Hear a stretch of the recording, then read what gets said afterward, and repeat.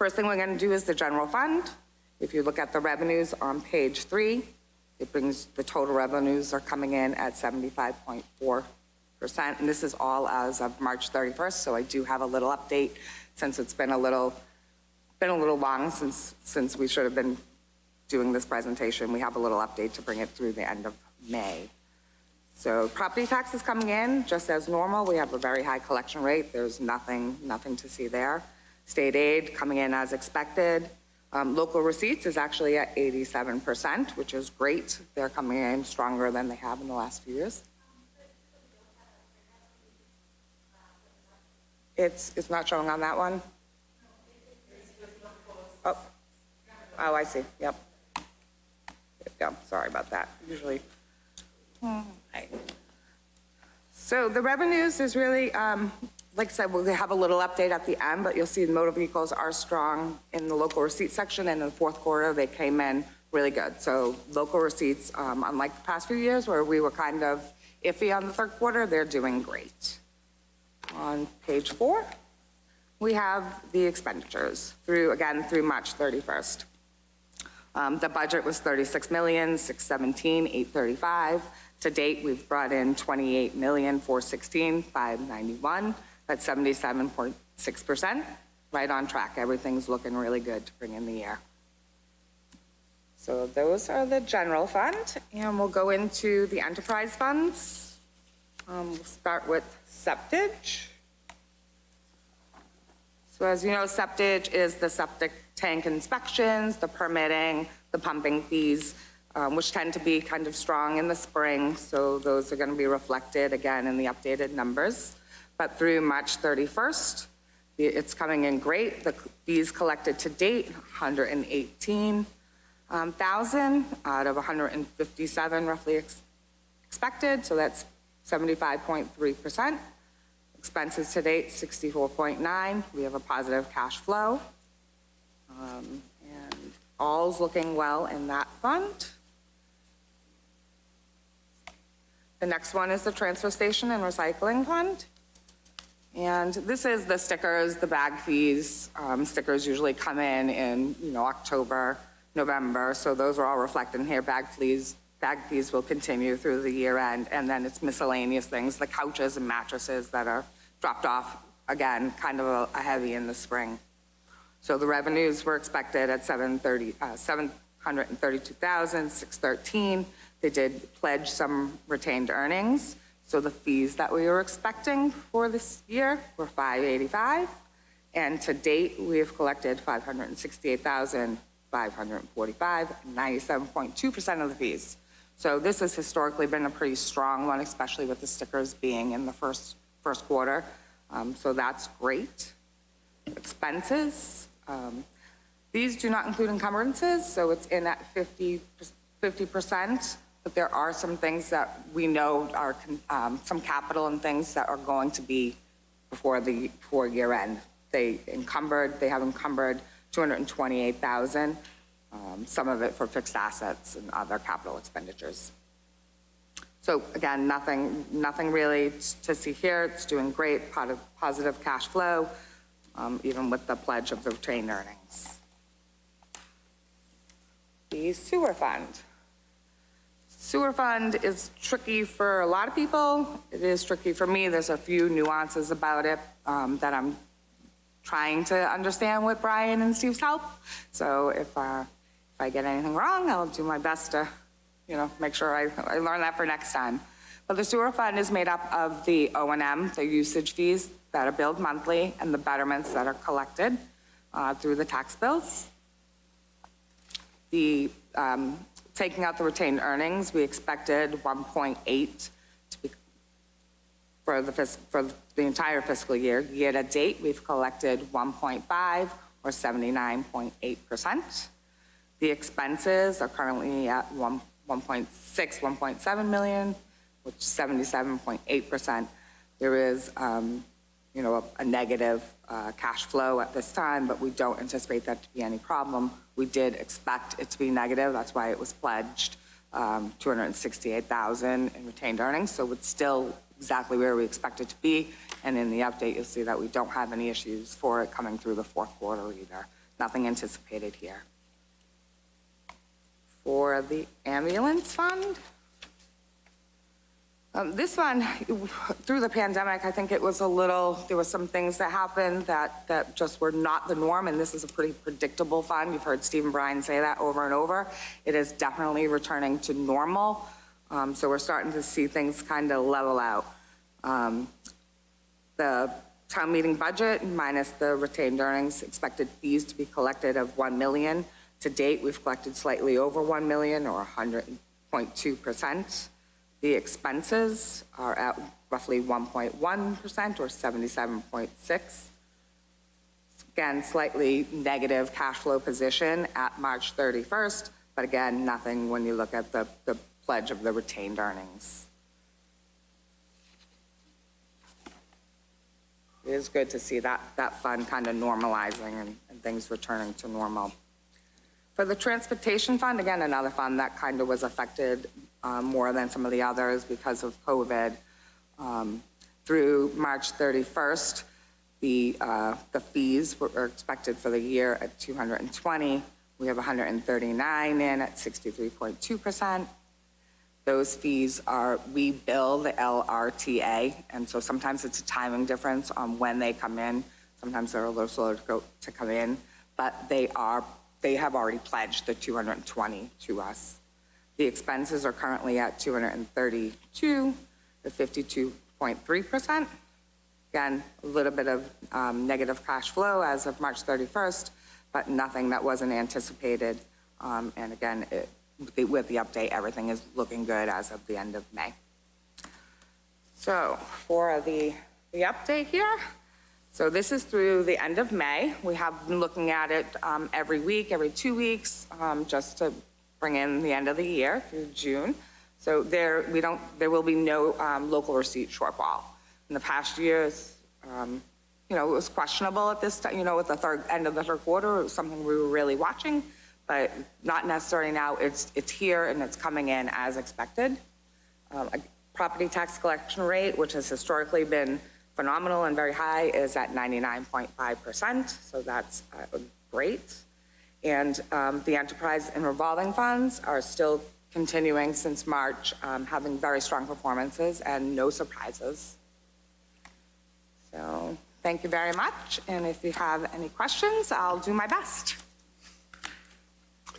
Yes, Teresa, in terms of local receipts, there is ARPA money in the number for this year? There is. There's $200,000 in the general fund revenues from ARPA. And that won't repeat in fiscal 24? I couldn't guarantee that. I mean, the board is going to be reviewing at some point so anything that's unallocated. So if there's a need for it, it certainly could be asked, but I can't say how that would go. Thank you. Anybody else?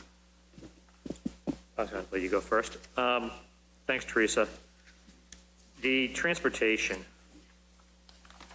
how's the ridership? Because I saw one the other day on 27, there was nobody in the van. And we're running a van, there's nobody there using it, so it's like. So the CAT's been back up since, I think, November. I think it came back online in November.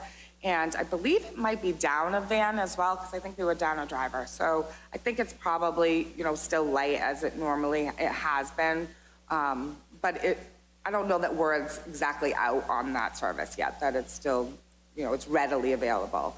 I believe that the one where people call in, the dial-in services, is doing great. I know that, there's it's doing it always as expected. It's, sometimes they can't even accommodate, like if there's two people at the same time. So it's not one after the other rides, but there's definitely people that are using it.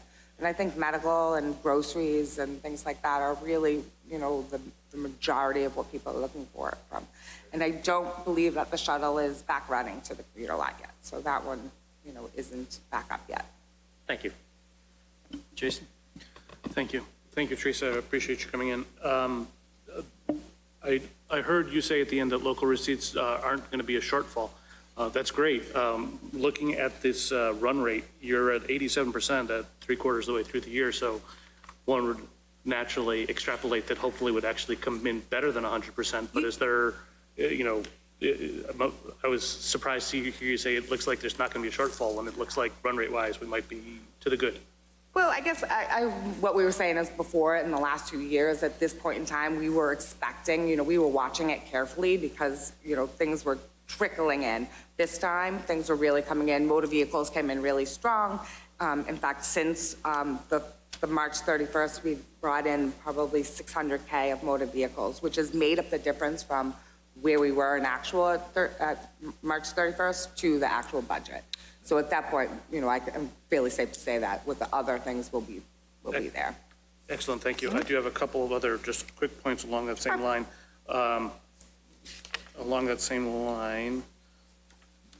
The ambulance fund, if it's already at 100% of the fees collected, of the expected fees from 3/4 of the way through the year, can we hope to expect another 25% fees to come in to help offset the loss? Because it looks like if it runs at the same run rate, there might actually not be any loss at all. So I would have to look at that. I'd have to look at that with accounting, but yes, I mean, they're typically very linear. So you could extrapolate that out and expect it to be higher, whether or not it would be another 25%. I think that's probably. That's probably ambitious. That would probably, yeah. But we only need 14% to get to completely recoup the loss, so that would be just fine. And then my last, second to last, my piece of guidance, you say that there is a known encumbrance for the transfer station recycling fund. I'd love for that to be reflected because it does look like we're in fantastic shape, but if there's a couple hundred in encumbrances, it would be great to know that. We struggle with that when we do this presentation because on some funds, it's so minimal that it's not that, but we want to be consistent throughout. So that's why we mention it on the transfer because that one has the larger fund balance and the larger encumbrances. But fair enough. I'm used to Brian coming and saying, and the reason why the expenses look so terrible is because we encumbered everything right from the start, right? So this is sort of the opposite side where they're not shown, but they are encumbered. Yeah, it's, if we added it to everyone, it's just, we want to be consistent throughout, and this is the one that it impacts the most, that it makes, the most visible difference, so we just noted on it rather than changing all of them. Okay, I would love to see it, but that may just be we me. can discuss it. I can discuss with Brian and Stephen. We can change it for all if that's what everyone agrees. Appreciate that. And then my last question, and this, I don't expect you to have an answer on this. This is just more of a kind of a thinking out loud, what I'm hoping to get. It seems like the free cash certification, the retained earnings in each of these accounts do not seem to have a consistent percentage of what their annual operating costs are. For example, pick any of these. The septage fund, the free cash certification is almost 100% of a yearly expectation, whereas the very next one down, the transfer station, is a little more than half. Is there a blanket guidance for all of them, or are they completely individual in each one? And do we know what the targets that you are trying to stay within are?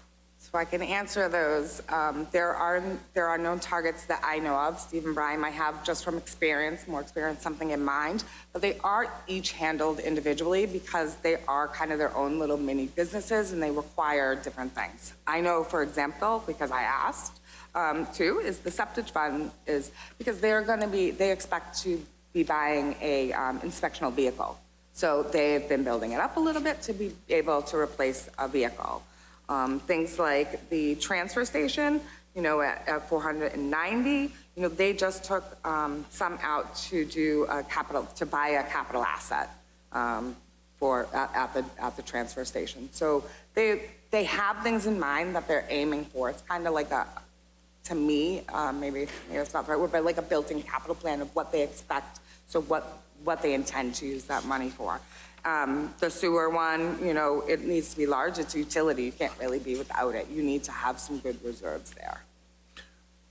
Agreed. I totally respect that each one's its own mini business, but if there are behind-the-scenes goals that are being tracked, I would love to see that and love to have that level of information. That would certainly be a question better for Brian or Steve, so I will ask them and they will get back to you.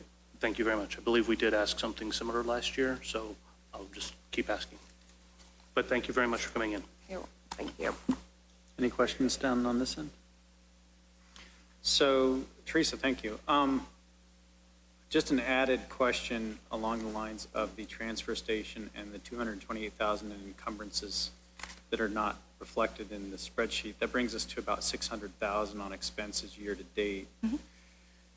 Do we expect to hit the target of 723 for expenses year to date? Do you think it'll be something less than that? Do we know it yet at this point? So I do know that it's pretty predictable, and I would expect them to be pretty close to it. With the encumbrances, it comes in at 82%, but that doesn't include the things that, you know, were unencumbered since March. That still came about, so I would expect it to, I mean, it might be slightly under, but I expect it to be close to there. Okay. And then a follow-up question to Jason's question about the ambulance fund, which you may or may not know the answer to, which I would assume that with the ambulance fund that the revenue is probably highly correlative to expenses, and for every dollar of revenue that we probably bill, we probably also incur, I don't know, 60, 70 cents worth of expenses. Do you know if that's true? I don't, I can't answer that. But some number like that, right? So a lot of times, insurance will say, I'm only going to pay X, right, no matter what the call is. So it's going to be subject to that, right? I know, for example, when I had heart surgery, what the bill was to the hospital, and then I look at what the insurance paid, and it was 50% or more or less is negotiated. So I'm assuming, and I don't know this, I don't know if Teresa can even answer this, is what the reimbursement rate is from insurance. So, and I don't know if it varies from carrier to carrier. So, I mean, I think that's something that maybe Brian or Steve might need to answer. I don't even know. Yeah, and I wasn't looking for the specific. I was just more looking to put it this way. verify whether if revenues did continue past 100% of expected, Well, is expenses going to stop where they are now? And I think not. I think expenses no, would I then grow don't think it's proportionally. correlative, and I don't think it's if we bill $1, it actually costs us 60 cents or 70 cents. I don't think it's anywhere near that. I think it's a lot. It's not a profit center. Right. We're not earning a profit on this. Right. So it's an expense. The question is, do we cover the expenses so it's neutral, which would be ideal, an ideal world. And I don't think it's that at all. I think it's the opposite, whereas it costs us $1. Well, I'll say, I'm just giving an example. I don't know the numbers. It costs us $1.25, and we get $1 back. You know, I don't know. I don't know the numbers, but I think that's more of a realistic scenario type of thing. Any other questions? Teresa, thank you. Thank you, have a good night. So let's move on to the town meeting debriefing. Any comments, notes, concerns, opinions?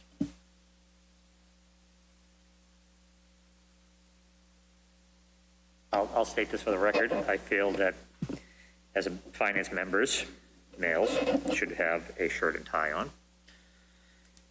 No polo shirts like I'm wearing right now for a town meeting, whereas we're giving our recommendations to the town populace. We're at least a dress shirt. If you didn't want to wear a tie, I can get that. So, and that's my comment. I think it went well this year. I'd really like to see it get done in one night, but obviously that wasn't possible, but I'm glad that we got the big budget items out of the way first and had our say, and people listened. Some of the planning articles, you know, they may not be a dollar impact now. Maybe in the future they might be, maybe they won't be. I was glad to see Carol Spinney Way finally pass. and moved on with that. So I think overall, I think we did a good job. We're given a lot more depth in our presentations, with the point of view, so that's out there already. And I think it went well. Anybody else? Sure. It was interesting to see for the first time in quite a few years that a budget amendment was offered. And it was also interesting to see who's spoken in favor of it. I don't know the intent of the budget amendment. I think it was to send a message to the school committee. Time will tell whether they receive the message or not.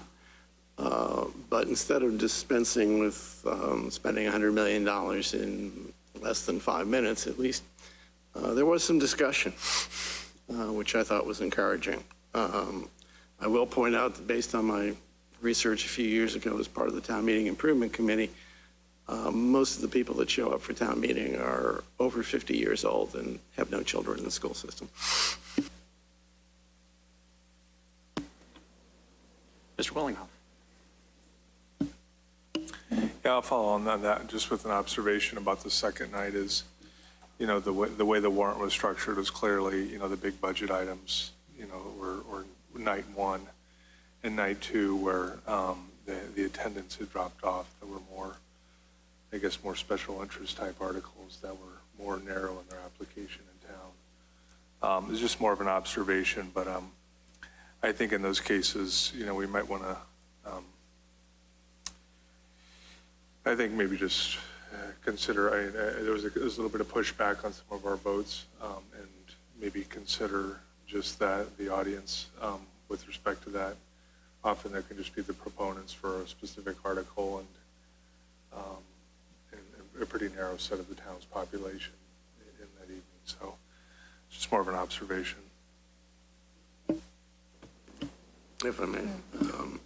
I think it would be good to see if we can coordinate with the planning board next year if they're going to have a bunch of articles, and they often do, because we are often left to our own devices to figure out what the consequences, intended or unintended, of their articles are, and it would be good to have some discussion ahead of town meeting.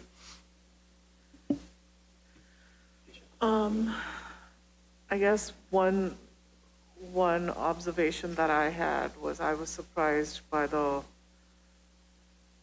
level of discourse over the school budget, which always happens, but there was practically no discussion on the Minuteman school budget, which is likely to ramp up very rapidly, and I don't think people appreciate what the impact of that on our town finances is going to be.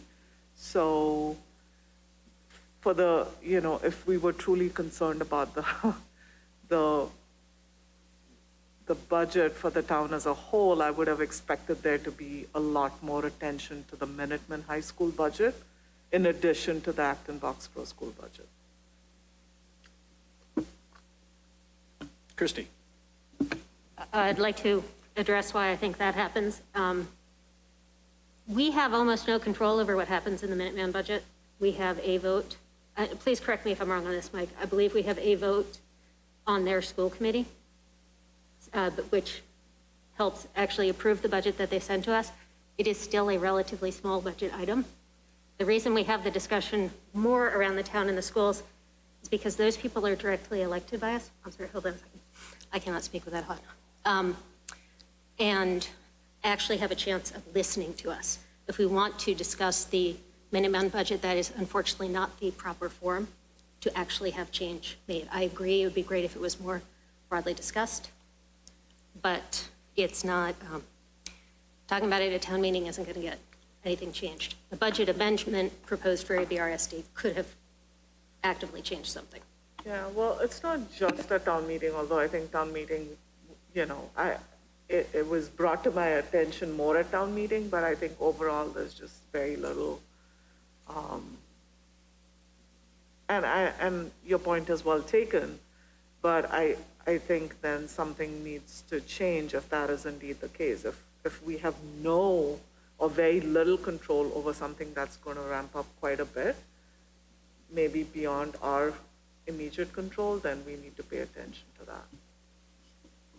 Mike, were you waiting to make a comment? Yeah. There's a couple items I think we can do to improve town meeting. One is, I still think we need to get the warrant articles out earlier, by at least another 2 weeks. I know it's hard to do based on the way everyone has our calendars formatted and how budgets come in and things like that, but I think we got to back up the whole system a couple of weeks. There's just not enough time to, once all the information comes in at the end of the year prior to the town meeting, there's not a lot of time to process it, or if there's anything that's controversial, there's really not a lot of time to discuss it or have hearings or anything like that. Also, I think we need to reduce the housekeeping items in the warrant if possible. I don't know how we do that, but I'm sure some smart people can figure that out. I think there should be a review committee for all citizens' petitions, because I think it seems like there's a very low bar for submitting a citizen's petition for whatever subject it is. You just need 10 signatures. And I think very quickly, like day 2 was overwhelmed with these citizen petitions, some of which were very relevant and well put together. Others were, not ready for prime time. They didn't have answers. They weren't even sure what the question was or what the problem they're trying to solve. Another thing is somehow we need to figure out how to motivate people to attend. That's not just because they're special interests with school budgets or anything like that, but it's the right thing to do as a citizen. It's really an obligation. How certain things were organized on the calendar, like the climate action plan was like the last item on, practically the last item on day 2. And there's some pretty controversial things in there. And the way they put it on the calendar was like guaranteed not to get a lot of pushback, because there wouldn't be a lot of people left in town meeting to do that. And I think if we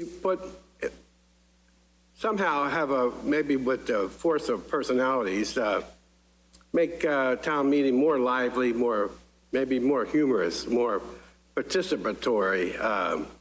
You could have, like even when you're doing the electronic vote, having some bumper music, like the Jeopardy theme playing, just to make it a little more entertaining. Things like that. Make people interested in, and entertain them and educate them. And that's my 2 cents. Just made that suggestion about Jeopardy music every year since the clickers came in. Nothing ever happens. I think in the Minuteman, we've gone from, in the past 5 years, I guess I'd characterize it as a sleepy little vocational school that pretty much didn't have any changes in its budget from year to year, to a new facility which has higher fixed costs. We've had enrollment shifts go from 30 kids a year to, I guess, close to 80 kids a year. So, probably $1 million or more of that increase this year was just on enrollment. And if they're using a 3-year average enrollment, then as those 80 kids a year numbers start to be not averaged in with the 30 kids a year, we're going to see a bigger and bigger piece.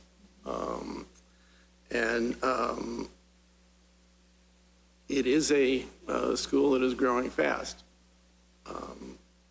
The AB school district is slowly declining at this point.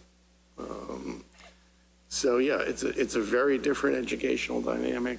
The costs of a vocational school are much higher than a regular school. So it's a problem we're going to face for the next few years, and I do think it's something we need to get ahead of and get the superintendent in earlier. I don't know what their budget cycle looks like, but yeah, we need to get our arms around that pretty early in the process, as opposed to it being one of the last things we deal with every time. Mr. Cole? So I was unable to attend the select board meeting last night where they were doing their goal setting for the year, but I did send an email to them asking them to take a good long look at this and to see if there's anything that could be done at the statewide level. It is important to remember that part of the reason that the capital costs for this is so darn high is because the district had functionally collapsed from 17 to 9 at the time of the building. Acton did the right thing. Acton stayed in and replaced a building that needed to be replaced. Unfortunately, in a very real sense, we are paying dearly for the privilege of having done the right thing. And so my request to the select board was for them to pursue at the Commonwealth level what the Commonwealth can do for us, since we did the right thing and now have this very nice school available to central Massachusetts, draw from many, many towns.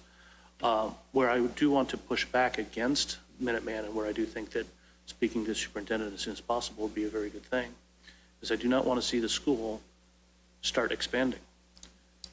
They built it as large as they could possibly build it, and there were concerns that it wasn't even going to get filled, which proved to be unfounded worry. They built that school with MSBA funding. Expanding it now is probably not going to be with MSBA funding. Therefore, it's going to be that much more expensive on a per pupil basis to bring in more people. So while I appreciate that we want to have as many slots as we possibly can, this cost is getting to be exceptionally large. And so I would not like to see an expansion of Minuteman for the sake of expansion when it was oversubscribed the day that it opened its doors. Roland? So just another observation on town meeting was that after the school vote, you see a mass exodus of people. And it happens every year. And this year, when we were thinly attending compared to past years, is we're inside again. And then all of a sudden, they all up and left.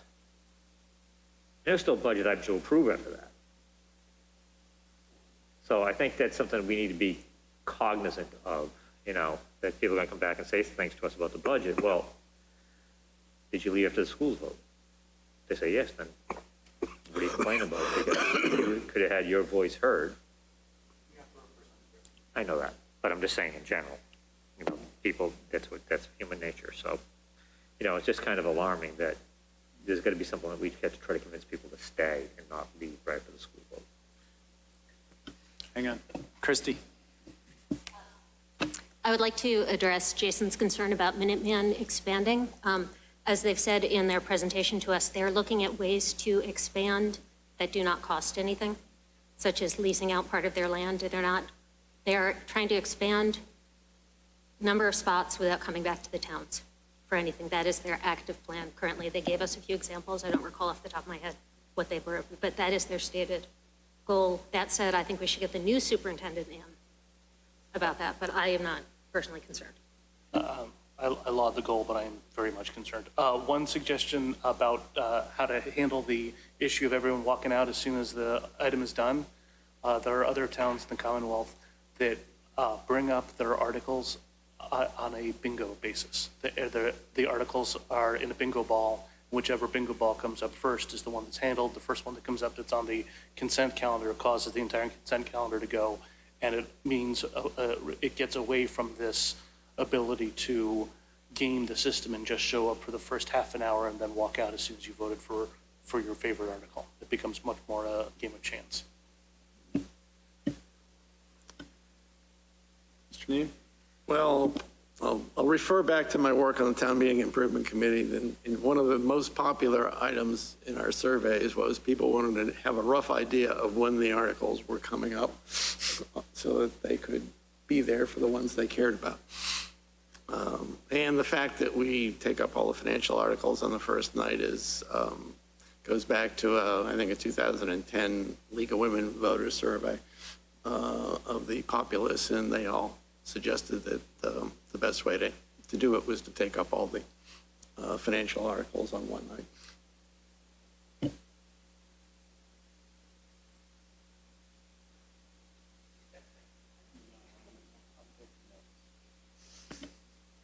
Christie? Something I hear a fair amount in my social network is that for parents with small children, it is very hard to attend town meeting. So that is part of why you see people leave right after the school budget. I wish everyone could stick around. So anything like bingo would be perceived as yet another disenfranchisement, is the phrase I've heard for why people cannot come. I completely agree I completely understand both sides of the argument, but if there is a time set for the specific articles, then you're going to have this exodus issue. And if it is bingo based, then you're going to have people complain about disenfranchisement. Today, the topic of disenfranchisement, and I know we bring this up every year, my social group of parents would much prefer to see town meeting be held Saturday at noon than after work on a visit. We'd get a lot more participation from school-age parents if it were on Saturday at noon. Once again, I'll bring up the town meeting. It was not popular because we did that in the survey. And the other problem with Saturday, now that we've moved to the later spring, there's such a thing as soccer and youth baseball. And Just telling you what I'm hearing. Any other comments? Mr. Majors?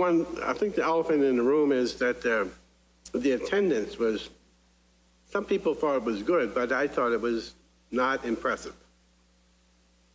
It was very lightly attended.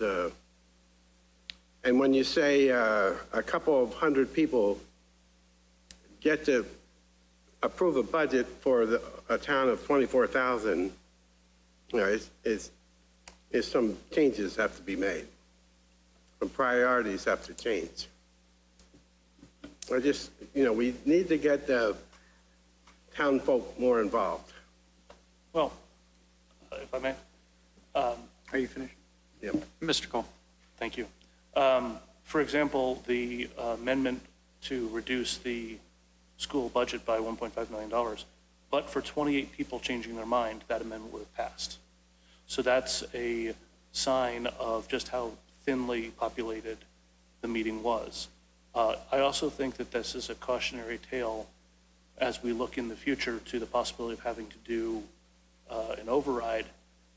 You're not going to have, you're going to have a good turnout for an override here for the first time in two decades. But no matter how many people you have show up at town meeting, you're going to have more people show up at the ballot box when they have 12 hours to walk into the junior high and take 2 minutes to vote. So considering that it was a 40-60 vote, which in reality was a swing of 28 votes, I would strongly urge people to pay attention to the fact that it's going to be much easier to vote at a ballot box than to show up at town meeting, and there's clearly an undercurrent of no thank you to some of the expenditures that have been suggested. One more. Yeah, I think the town also needs to market that town meeting better. I mean, there should be lamppost signs, should be street banners, electric signs, emails to everyone in a really timely manner, just so that they even know that it's coming up. A lot of people, if they're not paying attention, look at, sleep right through the schedule. I just think the people need to, most people that are paying attention know when town meeting is, but a lot of people, get occupied in or distracted by their everyday life. Sometimes you have to give them a little poke now and then. It could be a banner across the 27 or 111, something in all the village centers, electric signs. The League of Women Voters, I think, were the only ones that really marketed this event. We need to do more. Mr. New? Again, we know what will drive town meeting attendance, a tax increase, a dog leash law, and marijuana. Any one of those three is on the next warrant will get attendance. However, the biggest number I can recall in years is about 1,200 people. And that's less than 10% of the registered voters. So even when we have one of those issues, we still don't get a very high turnout. Does anyone know what the turnout was this year? I would guess it was around less than 300 the first night, less than 200 the second night. I had it written down on my warrant, which unfortunately I left at home, but I'll email it to you. Thanks. Any more comments? Well, I think that was a robust discussion, considering that we started it with nobody wanting to say anything. I think my take on the town meeting, I think I was most impressed by the fervent disagreement with the idea of a budget override. And so I think that's probably something we need to keep in our hip pockets as we deliberate for the rest of this year. And on that bombshell, let's move on to the next agenda item. Oh, I'm sorry. Mr. Kedlick, would you like to speak? A few comments. To follow up on Jason's point, I wonder how many people know that an override requires a 2/3 vote of town meeting. If my amendment had been an override vote, it would have failed. The override vote. I hear a lot of comments, so we need an override. Well, there's a difference between needing one and getting one approved. And we'll see what goes. A couple of more comments. Several times you, the Fincom, made a recommendation and people asked for an explanation and none was offered. That didn't go over too well among the people I was sitting with. You might want to consider that. Second, discussion about the school budget. School budget is 2/3 of the town assessments. I'm beginning to think that we need to convince the moderator to allow a little more time for discussion based on the dollar value of the article. I mean, why should we have 2 minutes to comment on a $70 million assessment as well as on a, $2,000, $4,000, $20,000, whatever it is? There should have been much more discussion on the school budget because that's where the money goes. The Minuteman, I basically agree with all the comments you just made, but it's a complicated subject, as Jason knows. But it depends on what anybody wants to focus on. Generally, I think town meeting is pretty well organized, and some of the problems you mentioned have been with us, as Steve knows, for as long as he and I have, and that's a long time, been trying. And there are no real good solutions.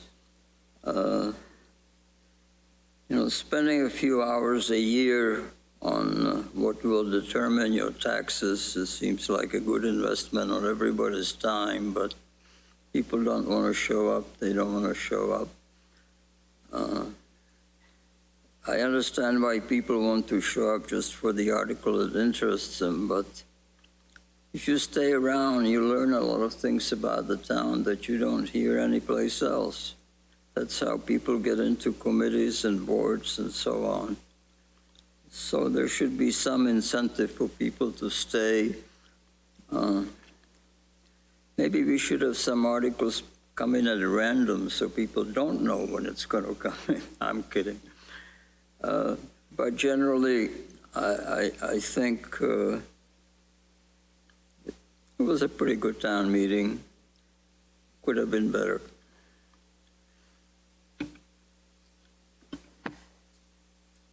Mr. Martin, would you like to speak?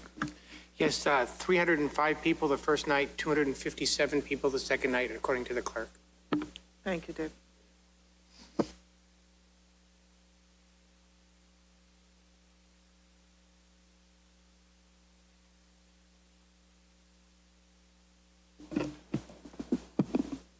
Mr. Chairman?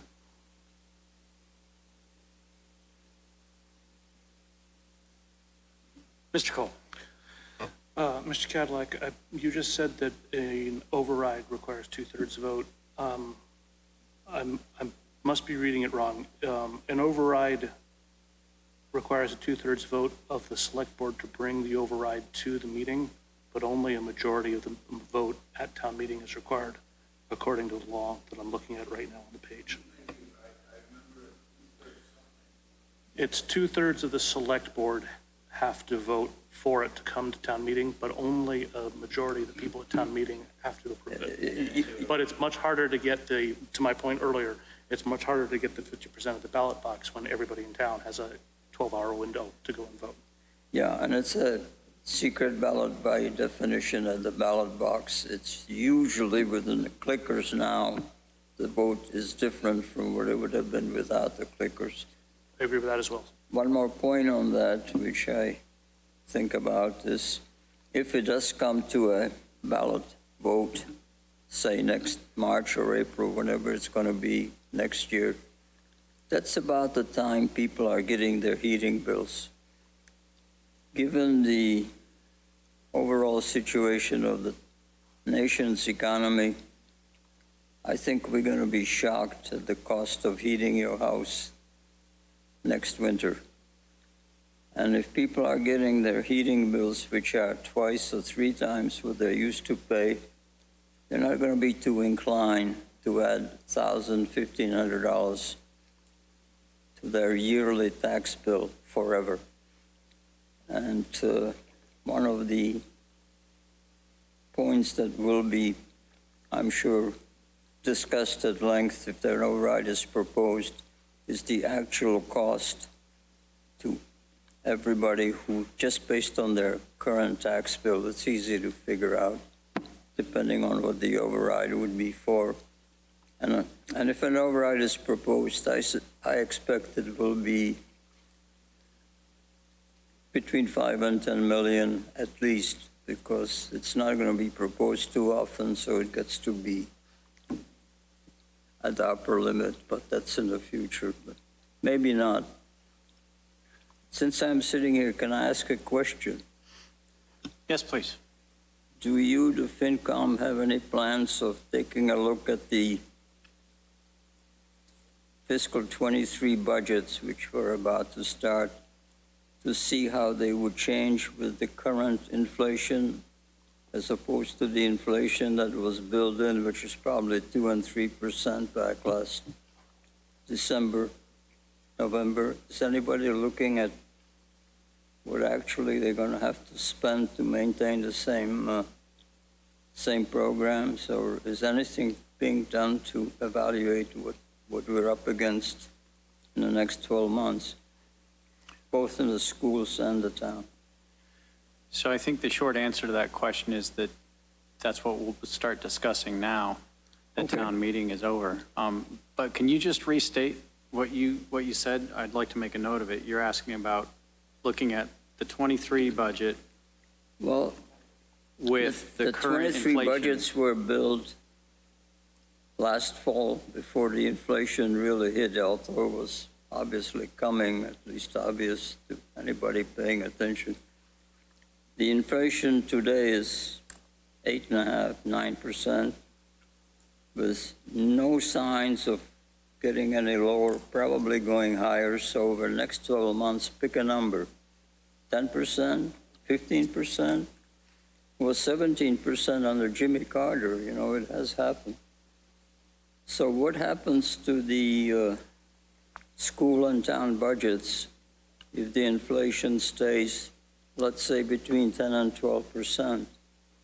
I fully understand that a good part of the school budget is fixed because of the contract with the teachers' union, but it's a $104 million budget. Some good part of it is still, you know, current expenses. It should not be difficult to evaluate how much of the budget is subject to current inflation and then put a number on it. And where is that money going to come from? And I think we're up against that in 2 weeks, starting in 2 weeks. Thank you, Charlie. That is an excellent question, and not to answer for ALG. The other ALG members are on their behalf, but I do recall that that was one of the hard questions we asked over the last couple of months of ALG, and I do recall that both the town and the school side stated that they had a lot of fixed contracts for a lot of things, such as fuel and energy and other things that they did not think would have an impact on their 23 budget. But I know we'll be talking about that soon at the next ALG meeting. You did not get an answer, is the simple. Thank you.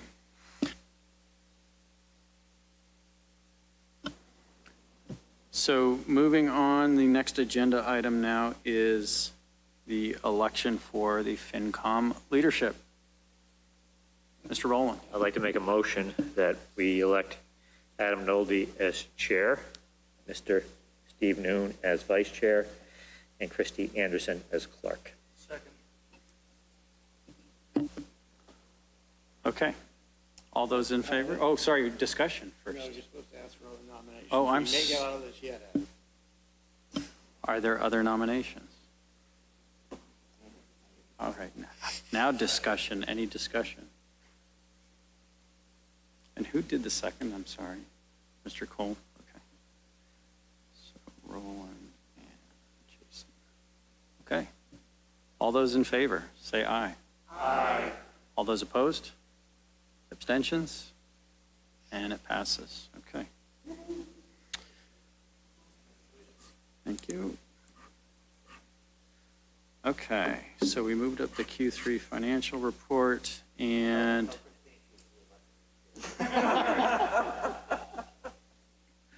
there was a coup.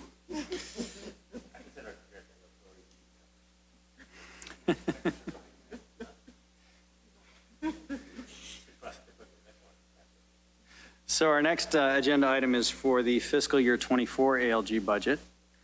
To have a discussion here tonight so that we can go in prepared to the next ALG meeting, which I expect to be the third Thursday this month. So let's get that rolling. Who would like to start with comments?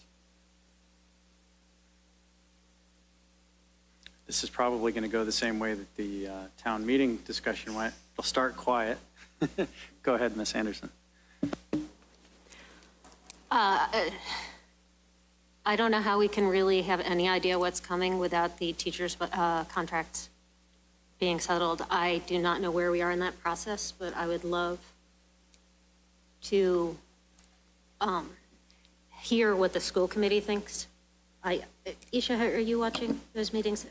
Have they addressed or spoken at all to the reaction at Acton's town meeting about the budget amendment proposal and all? I have developed a sense that there is a very strong focus in the school committee on the students, which if this possibly sounds negative at all, I don't mean that, but without as much of a recognition that the budgets need to be affordable to everyone.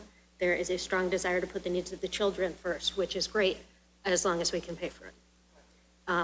And I'm hoping that there is a message that they got strongly out of that because specifically of this teacher contract coming up. So that's something I think we need to pay a lot of attention to. My understanding is the teacher's contract will not be settled until fall at the earliest, and that it could slide beyond that. While I would love to have the crystal ball and know what that number is going to be, I think in the interest of planning and budgeting, and certainly with regard to making our position known, we can't wait for the school teacher union contract to be negotiated. We have to make our recommendations as early as possible so as to help steer ALG. I know this wouldn't be popular if brought to ALG, but given that the town just settled to four contracts with 3% COLAs, I would be inclined to make an assumption that that's what the teachers get and go into ALG and say, we think this is how much your budget can go up, dear school system. Mr. Cole? I don't believe we have the ability to try and persuade at that level, at that specific level. I think we would be better off to make a broader statement about where we think taxation should be able to be accepted by the populace. I think we need to, if we take 3% of the overall teacher salary, how does that flow through, and does that in and of itself trigger an override? And if that's the case, are we comfortable seeding that this early on in the process, or are we more inclined to say we don't want to have an override under any circumstances, and therefore, rather than us try and tinker at a low level that we're not normally privy to be able to tinker at, I think we'd be better off to make recommendations to allow the three taxing entities to figure out how to fall into it within what we can what we believe we can sell, or what we'd be willing to stand up and defend at town meeting. Does that make sense? Ms. Gangali? I think we've made our point of view quite vocally, right, over the course of the past year. I'm just wondering, other than that, are there specific ways we can exert a little more influence? Because I'm not sure that what we're saying is being heard as loudly as it needs to be. But that's just my opinion. Mr. Noon?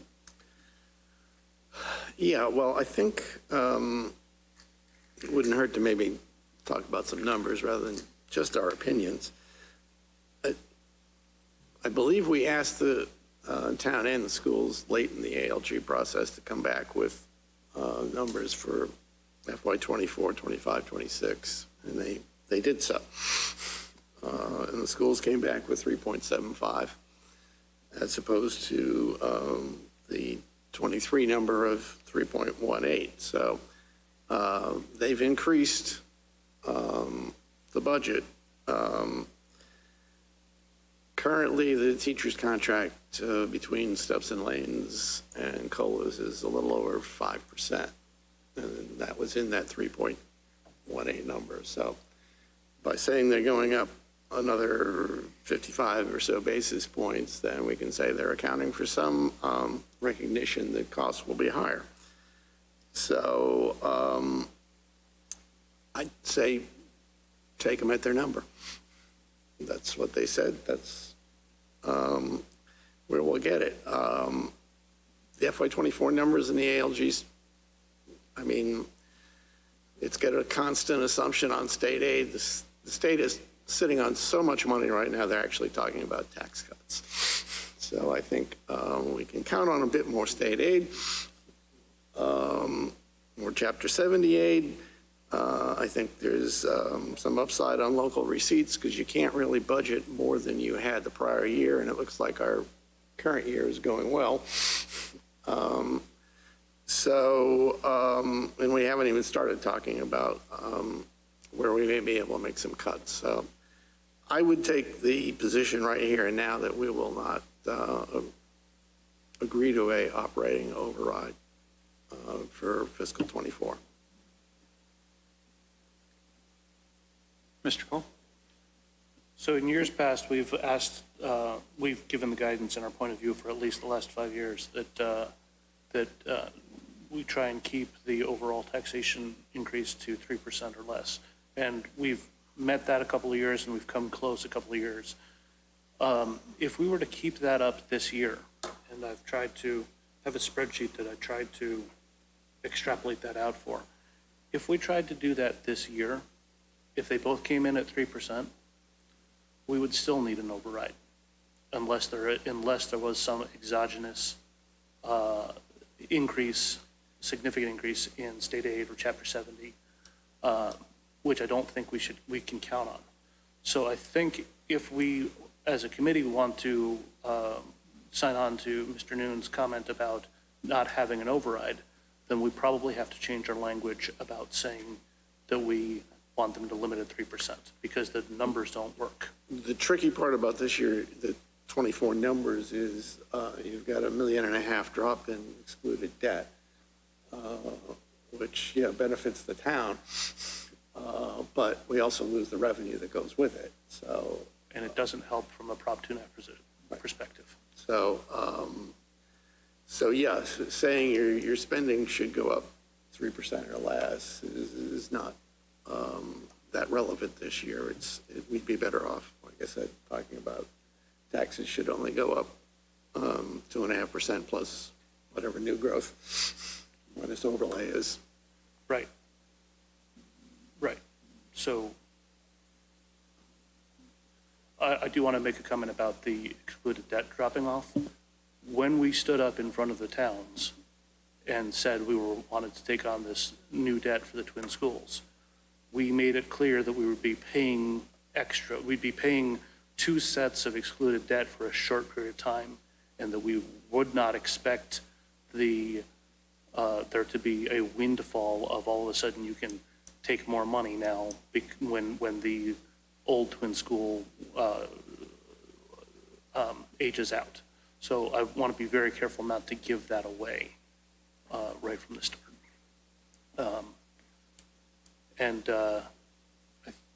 The 3%, well, so if I may, I'd like to take people through this spreadsheet that I'm going to send out to everybody and ask you to all tinker with at your own spot. I started this out trying for it to be a very slimmed down, just Prop 2.5 based subset of ALG. And then of course, the more I worked on it, the more it started morphing into the new ALG 2.0, which I do not want to do. I want to leave the ALG spreadsheet the way it is. But I do want to bring up, if you just take our base levy and take 2.5%, tax the max, have no unused levy capacity, and take the new growth from the last 3 years and the new growth that we expect for this year. Is it still too small? Okay, sorry. The purpose of this is to show a couple of things. The I column is how much new year-over-year revenue can be added from the previous year just by sticking to Prop 2.5% increase and new growth. And the new growth assumption that's in the spreadsheets is $700,000. I would argue that that's actually a little on the low side. So, you know, to be realistic about it, we should honestly say 800,000. That's closer to a more accurate maneuver of the last couple of years. But if you then, so column J, which is the year-over-year increase, which reflects Prop 2.5 plus new growth, if you compare that to, I need the little thing at the bottom of my screen to go away so that I can actually get to the next columns. If you compare that to column U, if column U is, Can you highlight column U, please? Just select it. Thank you. It's not on the screen. oh, it's on my screen, okay. Well, so this is why I will send it out to you all. If, and do play with it. So if column U is greater than column J, then we're going in the wrong direction. Then we are raising the amount of money that we need to, that we're expending faster than we're raising from taxation. Yep. Which means necessarily we either have to use reserves or we have to have upside in state aid or chapter 70 or some other exogenous ARPA or whatever. Can you just scroll over a little farther so we can see that? There you go, that's fine. Yeah, but now you can't see the previous line. I'll send this out so that everyone can play with it, but the purpose of this was to just be able to minimize your number of guesstimates, minimize your number of inputs, and see at what point we outstrip our ability to pay what we want with taxation, and we therefore become reliant upon external sources, such as reserves or state aid or increase in local receipts, et cetera. Isha? Thank you. So, since I can't see column U, at what point do we outstrip our revenues? In 2023, Holy cow. we already have, in the budget that we've approved, we've already outstripped our revenues, and it just gets worse. I think that's fairly represented by the fact that the 2023 budget was largely balanced by using free cash and using E&D, which was much of the comment that was raised in ALG and by the Fincom about we're using one-time money to pay for ongoing costs. Sorry, continue. So while we have to talk about whether or not we have an appetite for an override, we also have to keep in mind that we have had a recommendation about a reserve window, a reserve 3% floor, 5% ceiling, because it's very easy to say, well, if we're only a couple million off, then we can just throw reserves at it and we're done. But we're right back to what Mr. Nolde just said about not wanting to use one-time money.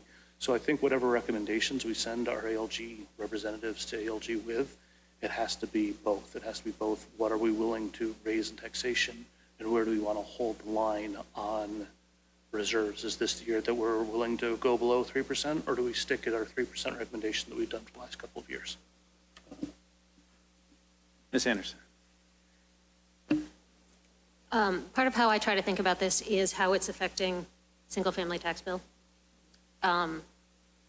Is there any real indication of that on here? Like, No. specifically, I'm not, what Steve was saying about the debt override decreasing. So if I were to go down that path, then I would be totally recreating the ALG spreadsheet, Okay. and I would refer you to the ALG spreadsheet for that, to tinker around on that. I was strictly trying to use this as a, when are we in trouble with a tax levy perspective. What is that covered column? Covered. That is whether, or that is the K6, so K, the cumulative amount of money that has been raised by Prop 2.5 levy increase, minus the amount of the increase year over year in the total taxation that was asked for. I'm just going to be kind of snarky and point out that that number for 2023 is only slightly less than what it is costing to have dropped the expense of all-day kindergarten tuition by so much. And if they hadn't done that, this would be at least a nice balanced year. The cost of the decrease in all-day K tuition, as I understand it, was around $500K, which is about how much that column is off Can you for scroll fiscal back year over, please? 23. Right there. There were many reasons that that number did not need to happen this year. The acceleration in the cost is a large one of them. I'm getting down. Mr. Majors? Yeah, excuse me, that 9% rate you have for Minuteman, 9% is that's what it was for this year? This year it was 30%. And for '23, I believe it's 29%. Then it's 9. Since there are so many, there are different things that go into that assessment, some of which is the number of kids you're sending to the school and so on, if you should use a multi-year, like a 3 or 4 year rolling average instead of just what it was the prior year. Those numbers were from Minuteman. Yeah. Those numbers were given to us by Minuteman. Those are the numbers they said we should use in our estimates for each of those years going forward. So they hardwired that? Yes, they Yes. did.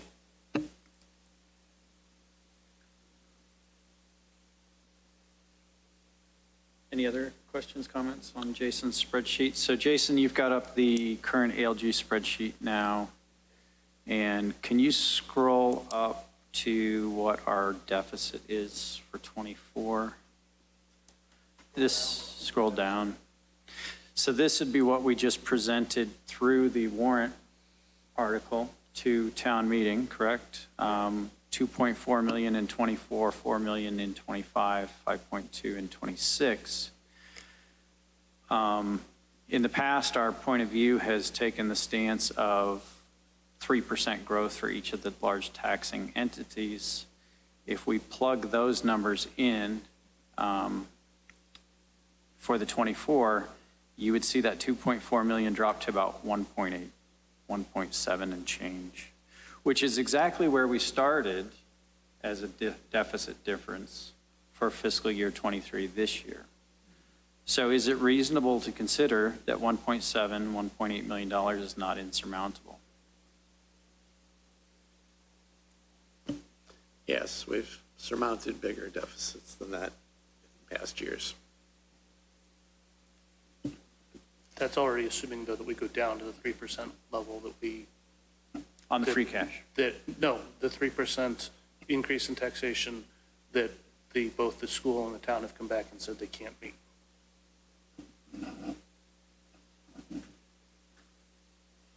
Well, what's the total budget expenditure year over year?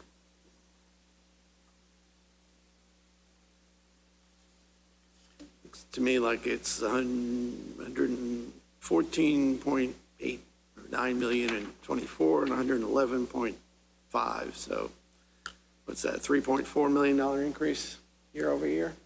Yep. Okay. So then if you go up to the top of the ALG spreadsheet and look at the tax levy, in '24 you have a $99.1 million tax levy versus a $96.1 million in '23, and that's a $3 million increase. So it's not covered. So it's not covered. So you have No, to, but what I'm saying is, can we find $400,000? Well, yes, we can. Like I said, the state aid is probably understated, the local receipts are understated, and we could probably do as much in the way of reserves from free cash as we did last year. I haven't run the numbers to know whether we'd violate the 3% floor or not, but you could always take some more out of stabilization. I think it's eminently doable without an override. I think we need to say both.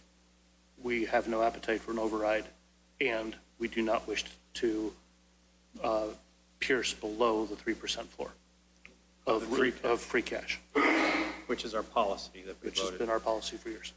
Any other comments to any of these items? Ms. Anderson?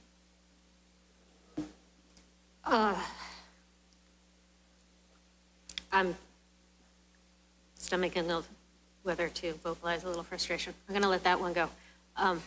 The school, as far as I recall, for all of my time looking at ALG spreadsheets, has predicted a 3.75% increase year over year. And thankfully, it has never come in at that number, but I don't have a lot of faith that they're giving us any real indication of what they think is coming when I see that specific number on the spreadsheet. Given the 10% increase in health insurance, the presumed not small increase coming just with cost of living on the teachers' salaries, I don't know if for the first time that 3.75 is going to actually be in range. I would also love to see the way they've edited the sheet this year. You can't tell what the change in the operation expenses for the town is. Since they bundle it in with the capital expenses on the excluded debt, the town is not decreasing the budget next year. Right. They're running the budget by increasing it, and it just happens to be going down because of the rolling off of the, is it the Parker Damon or the public safety facility, one of those debts. I believe there was a request So at the last ALG to split that out. I think that it's disingenuous to have that on there. I mean, no one's doing it for any sort of. It's not nefarious, it's just not a Yes. good idea. It's unfortunately, I think, quite misleading or confusing at best. So I would really love to see that split out to have, and we can do that ourselves, but to have a real idea of what they think is going on.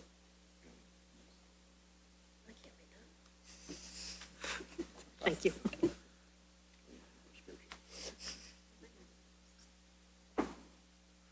Any other comments or questions? Were you looking for a motion from what the agenda looked like?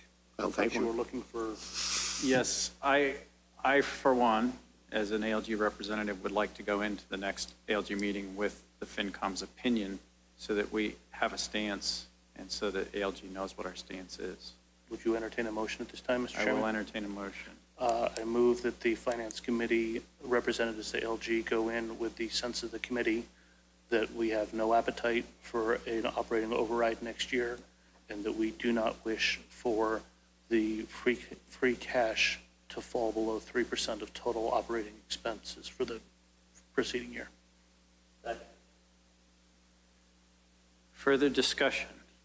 Anybody need clarification on what that means? So you're saying no override? No and override. no spending free cash below 3%.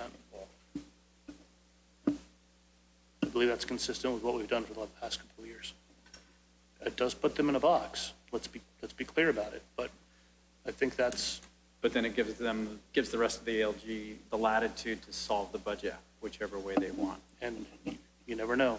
Commonwealth Ex Machina might come in with some good bennies to make life good, but I don't think we should be entertaining an override at all at this time. Okay. Mr. Rowland? Or Mr. Borden? Good. I seconded it. so- Sorry, okay. Ms. Anderson?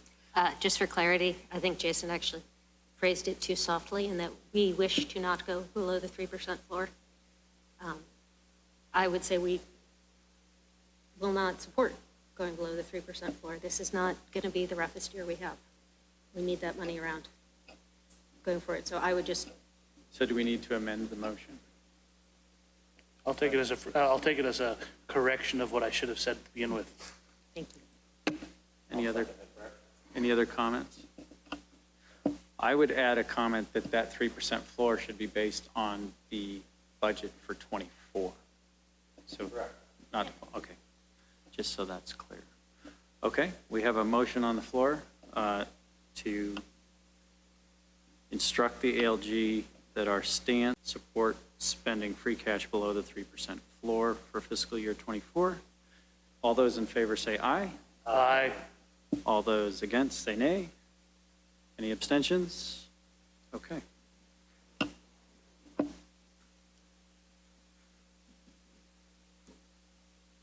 Roland, you were the second on that, is that right? Okay. All right, so I believe that concludes our ALG budget conversation. We can move on to Finance Committee business. We do have 5 minutes, which I sent out. Yeah, did you happen to read the minutes? Okay, good. Let me just pull up what those minutes are. I do believe I got revision requests on 3 of them. Does that sound right, Christy?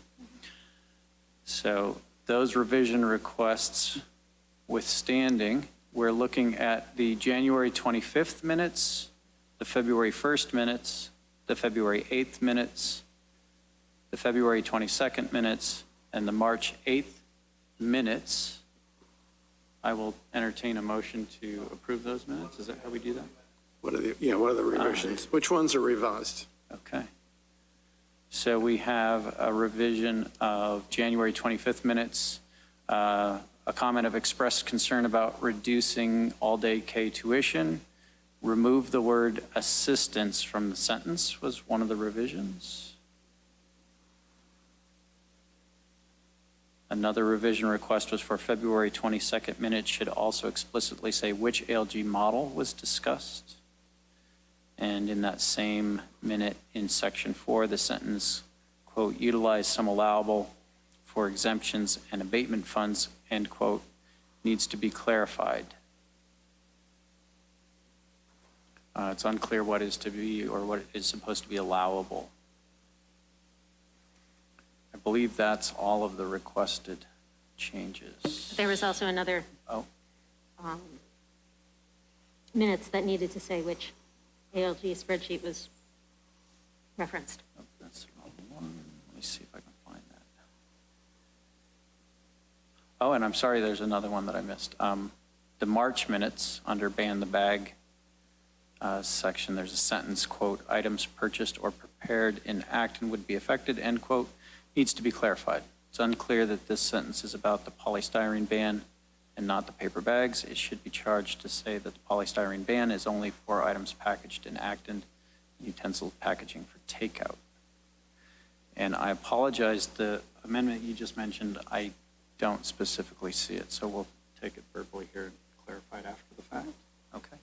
So do we take a motion to approve the minutes? Is that how we do that? We probably have to approve them one at a time, so I will move that we approve the minutes of January 25th as revised. All those in favor, say aye. Aye. And I move that we approve the minutes of February 1st. All those in favor, say aye. Aye. Aye. I move that we approve the minutes of February 8th. No, not by. All those in favor, say aye. Aye. And now I'm unclear. Have we figured out what the revisions are for February 22nd? I don't know what that sentence was meant to mean. The February 22nd revisions were about which ALG model should be used, and we aren't sure what the February 22nd? yeah section 4 Jason, could you pull this up? utilize allowable exemptions and abatement funds.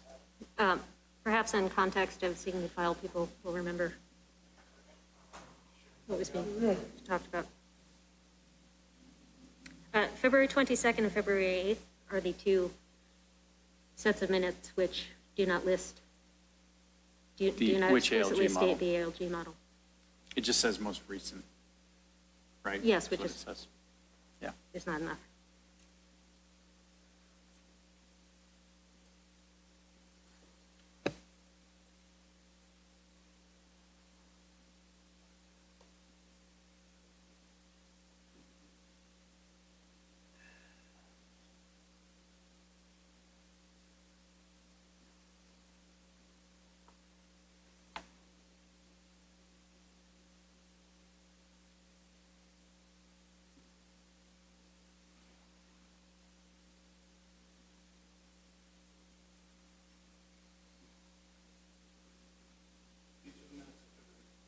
These are the minutes of February 22nd.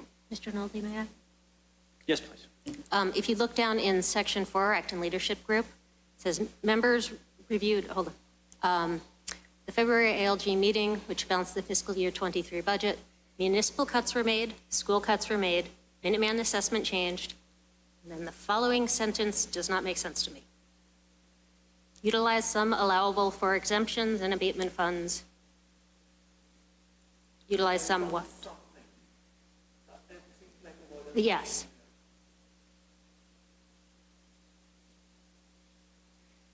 Interesting. Okay. Is We need that to where find out they what that use is. some, or cut back some overlay contribution? My recommendation is that we do not approve this And I, as clerk, am happy to go watch the video. No. Oh, Yes, no, this you is- already said it. You're locked. You No, have to this watch is, the video. no, I was afraid it was an ALG, which they don't record. I'm happy to watch the video and try to figure out what that sentence should say, if you'd like to take it off. That would be wonderful. So this was was this the March 22nd? February. February February 22nd, 22nd. I'm sorry. So we're going to hold the February 22nd minutes. You have the same problem on March? No. March 8th? No, just, No questions about March 8th, so if you'd like. hold on. There was. Oh, God Well, darn it. under March 8th, I thought something needed to be reworded. The bottom sentence of ban the bagged first paragraph. Oh, that's the ban the bag. Items purchased or prepared in Acton would be affected. I think is unclear.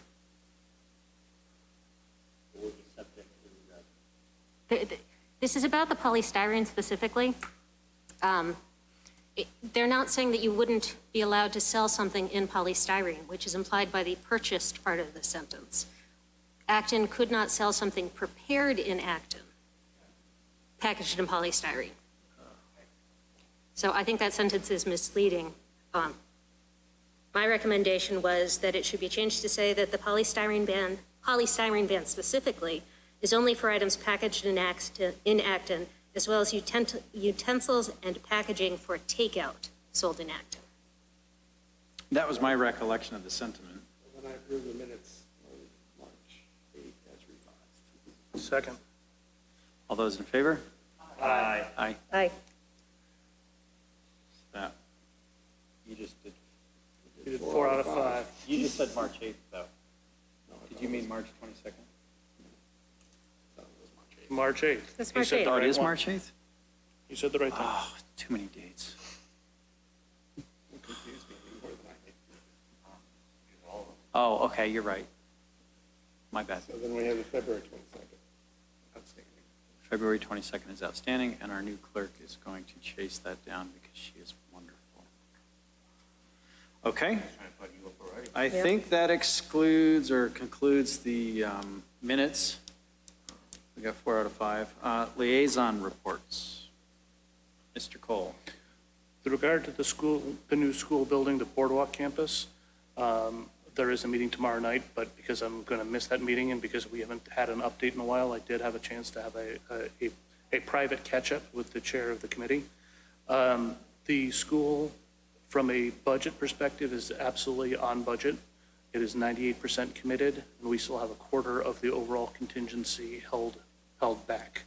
So we are going to come in below the originally below the authorized number from the special town meeting, and we might even come in below the guaranteed maximum price. That is yet to be determined, but with 2% left to go and 25% of contingency yet to be spent, I like our chances. So budget is one thing, schedule is another. There's 2 components to the schedule that I believe are merit comment to this committee. The first, most important in my opinion, of the deadlines is to make sure that the new school is open for full occupancy for students of both schools, all 3, I guess, in time for this coming academic year. We are on target. The expectation currently is that we will receive occupancy mid-July on or around July 15th, and that while there might still be some punch list items such as final painting or something else along those lines, the requirement to have hard hats and high vis vests will be removed at the time of occupancy, which will allow teachers to get into the school and start decorating as they see fit. So that is in plenty of time for the new academic year. So that is good news. The other deadline is actual total final project completion, including knocking down the old 2 buildings, finishing the fields, finalizing the parking, et cetera. And the original plan on that was September of 2023. There had been some hope to try and pull that in. Hope is fading on the hope of pulling it in before September 2023. There is still a strong desire amongst the committee to try and get that done before the opening of the school year of 2023. But that's, honestly, if the parking's not quite finished yet, I'm not going to be that upset about it. As long as the kids are able to get into the new school in time for this coming academic year, then I think we're in very good shape. As for a tour, I did ask for a tour of the finance committee again, because we did one kind of halfway through. I'd like us to go in again. We've been asked not to rush it. We want to let them we want to get to occupancy. But I think that is a 3-week period in there between July 15th, 3 or 4 week period between July 15th and when the school year would start in August. And as long as we hit occupancy, then we are going to try and get a tour. Part of the reason I wanted to wait until the end of occupancy is I don't want us all to have to find high-vis vests and hard hats again. But I do also want to let the construction get as far along as possible. I do not want to be interfering this close to the end. So please keep an eye on your schedules for a late July, early August walkthrough with occupancy of the new twin school. Sorry, that was a long one, but it had been a while since I'd given an update. Okay. Mr. Borden? I would like to have the chair ask the Board of Selectmen that we should get a tour of the fire station that we just built and paid $12 million for. Did you know that there's an open house this Friday morning? The grand opening, in fact. I did not know that. Let me tell you. I did. I believe it's 10 a.m. 10 a.m. North Acton Fire Station. And it might Be there or be square. Oh, I have to work, so that's kind of an issue. Thank you for sending out the update on the DPW meeting that I had to cut out on. Adam summarizes a meeting a heck of a lot better than I ever could. So I do appreciate that. And our next meeting is next Wednesday night, 7 o'clock. Town Hall downstairs. So that's that. Ms. Anderson, anything? No. Mr. Noon? The Health Insurance Trust will meet on June 16th, and we will vote the reinsurance package. We have 3 bids that were submitted this week, which is good. In the past, we didn't get many bids, so haven't studied yet, all yet, but that's the kind of last thing on our calendar for the year. Ms. Gangali? Mr. Majors? Do you have any liaison reports? No, I think Minuteman had a successful year. We said goodbye to Dr. Buquillin. Onward and upward. The athletic fields are all done. They had their first home game recently. Things are looking up. The state-of-the-art theater has opened, and they had some performances there, and it's been getting some rave reviews for the just the layout and the technical aspects of the theater itself. It was pretty cool. Thank you. Mr. Willinghoff? No, Mr. Incoming Chair, I just wish you a fiscally sound reign. Thank you. Mr. Chair? Mr. Martin? Yeah, just so people don't arrive an hour late, the fire station ribbon cutting is at 9 o'clock. Oh. Okay. Oh, I wasn't, well, I may have been wrong, but I got my information handed to me on a silver platter. You'll all have to excuse me for a moment while I change this in my calendar. Thank you, Mr. Martin. Are you sure? Yes. Why was I told, why did the email say 10? It didn't. Okay, all right. I blame my secretary. He did a lousy job.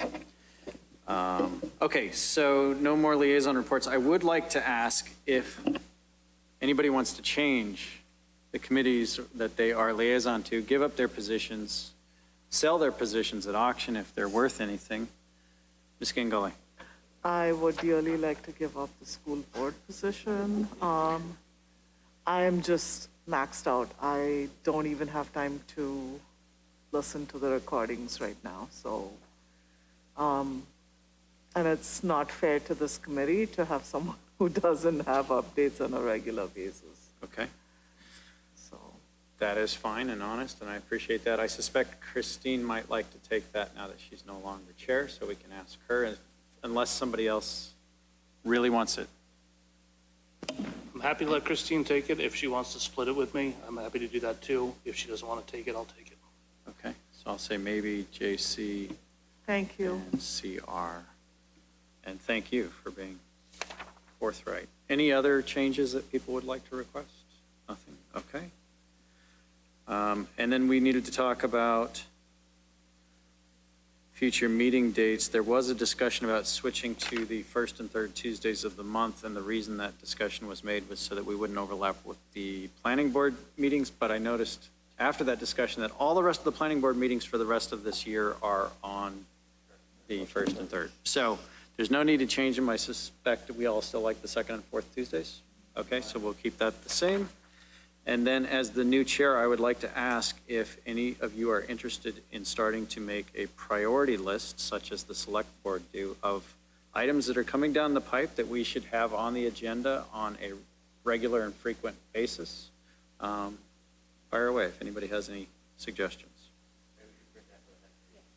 Okay, that's fine. So if you have suggestions for that for the next meeting, we can discuss that then. And I will entertain a motion. Teacher's job now. You guys can show up. I move to adjourn the meeting. All those in favor say aye. Aye. Thank you. Just when I thought it wasn't my job anymore.